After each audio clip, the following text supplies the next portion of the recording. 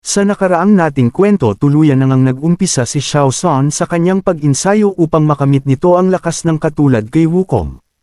At pagkalipas nga ng ilang araw hindi pere nito nalaman paano ang dapat nitong gawin para makapagbuhat nga daw ng isang bundok. Kaya nga bumalik ito sa ating bida para humingi ulit ng payo, mukha na nga itong zombie. Kaya naman binigyan na nga niya ulit ito ng payo ano ang dapat nitong gawin bukod sa magkaroon ito ng experience sa combat. Tinulungan pa ng ating bida na malaman ang isang teknik. Kaya naman dali-dali bumalik sa kabundukan si Xiao San at subukan ang payo sa kanya ng ating bida. Sinubukan na ngang e-perform ni Xiao San ang teknik na sinabi ng ating bida, sa una hirap pito at nang. Nagagawa naman nitong mas stable ang forma at paano ito bigkasin. Hanggang sa pakawala na nito ang ataking ginawa nito. Laking gulat naman ni Xiao San ang kinalabasan ng nagawa nitong atake. Pinakita na nga na naman ang kalangitan at sumisikat ang araw at maganda ang panahon. Habang pinakita na nga din ng ating bida na nakaupo at may binabantayang niluluto ng kung ano. At nasasabi nga ng ating bida na ang aga-aga daw noon umalis ito at hanggang ngayon wala pa talaga daw ubod nitong sipag sa pag-training. Dagdag pa ng ating bida na, kahit ang sinabi kong chi refining technique ay unti-unti nito nauunawaan kahit di ko alam kung gagana sa mundong ito. Ngayon pinapractice naman niya ang energy spirit wave. At pinakita na nga ang tagpo dati nung nasa Earth Pado ang ating bida sa dati nitong buhay. Nakita daw nito sa TV na ginawa ni Goku, at di ko alam kung magiging similar ba ang result kay Xiao San.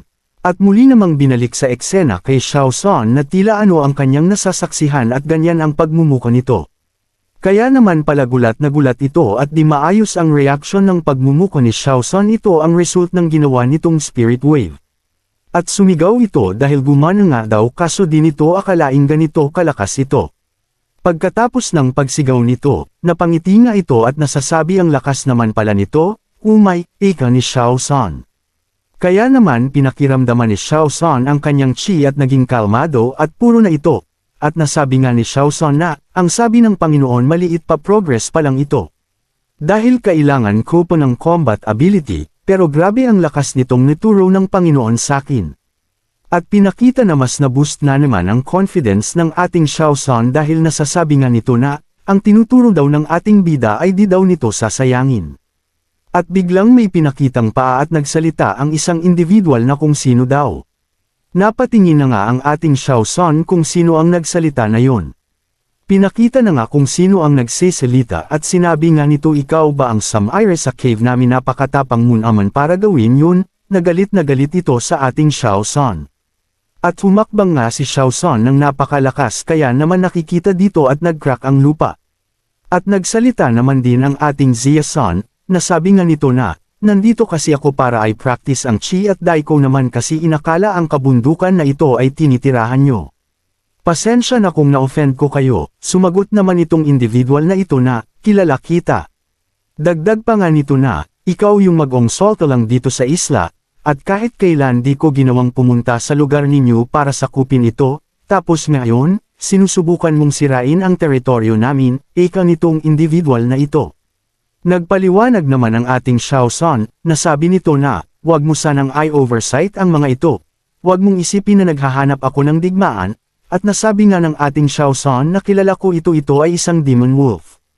At tinitigan na nga nito ang ating Xiao San habang sinasabi nito sa kanyang isip na, hindi pa ito nakakapag-transform para magkaroon ng human form. Pero meron na itong certain level of intelligence, na kinakailangan ng matagal na panahon sa pagkukultivate. At mukhang nagre-ready na nga ito para makipaglaban. Habang nagre-ready ito nasasabi ng Demon Wolf na, kung ang apologies ay sapat na. Nanlaki naman ang mata ng ating Xiao San at naging alerto sa nasasaksihan nito. Nag-release na nga ito ng takot na aura at sinasabi nito bakit kakailangan pa natin ng gods at Dowsit priests. Pasigaw nga nitong sinasabi din sa ating Xiao San, at ang ating Xiao San naman naging alerot ito. At nag-ready rin naman si Xiao San na umilag sa ginawa ng Demon Wolf. Kahit gaano kabilas ang Demon Wolf na gawa naman ng ating Xiao San ay makailag ito. Pagkat-alon nga ng ating Xiao San para makailag sa atake ng Demon Wolf na kapag counter-attack din ito ng isang suntok sa ulo ng Demon Wolf.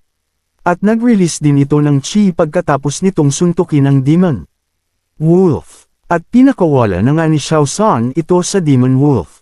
Sobrang lakas nga nito at makikita naman natin na pinipilit ng Demon Wolf na salagin ito. Sa kasamaang palad di nga nito nagawang salagin ng maayos ito dahil sobrang lakas nga ang chi ng Eng Xiao San ngayon, tila nasasanay na nitong gamitin ito. Kaya makikita natin na nabutas ang katawan ng Demon Wolf. Dapa naman ito at wala ng buhay at lumapag na din si Xiao San habang pinagmasdan nito ang ginawa niya sa Demon Wolf. Mukhang na-enjoy naman ni Xiao San ang ginawa nito at nasabi nga nito na, itong halimaw na to sobrang hina niya. Kaya naman na-enjoy ni Xiao San na ginawa nito, pinagpatuloy nga nito ang pahunt sa ibang halimaw at nakita naman nito ang malaking ahas at ganun doon ang sinapit nito sa Demon Wolf na butas din ang katawan nito dahil di rin nito kinaya ang lakas ng chi ni Xiao San. Pagkatapos nga sa malaking ahas naghanap ulit ito para matest ulit ang lakas nito kaso katulad ng nauna ang Demon Wolf, ang Demon Snake ngayon naman ang Demon Ram. Parehas ang sinapit sa kamay ng ating Xiao San.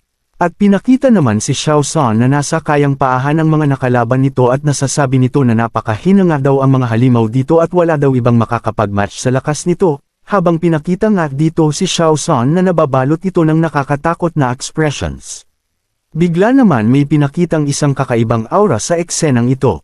At na-detect nga din ito ng ating Xiao San at nasasabi nito may kakaibang aura daw sa kabilang side ng kinakatayuan nito, kaya naman napatitig ito saan niya ito nararamdaman. Balak nga nitong puntahan ng ating Xiao San dahil nagre-ready na naman itong umalis, dahil naging curious ito kung ano ang naramdaman nito, nasabi nga nito bago umalis napakalakas nga daw ng nararamdaman nito demonic energy. Nagtitipon sa isang lugar. Ganun na nga ang ginawa ni Xiao San ang tumalon nito para makapunta na ito ng mabilis doon. Mukhang nakarating na ang ating bida sa na-detect nitong demonic energy at napakaseryoso ng pagmumuko nito. Naglakad-lakad na nga ito para makita ito ng malapita at nasasabi nga nito itong lugar daw na ito. Kaya pinakita na nga ano ang nadiskobre ng ating Xiao San at meron ditong hidden valley, na may kakaibang aura at napaka-interested daw sabi ni Xiao San, biglang. Abangan nga natin ano kaya ang kakaibang lugar na napuntahan ni Xiao San. At ano naman kaya ang magiging reaksyon ng ating bida kapag nalaman niya ito. Tuluyan bang pati ang ating bida ay mapapalaban na sa pagkaaktaon na ito? Kaya naman kung interesado ka sa mga darating pang kwento, maaari kang mag-like at mag-comment at palambing na din ng subscribe dapat naka bell all para updated ka lag sa mga darating pa nating uploads. Muli maraming salamat sa suportang tunay.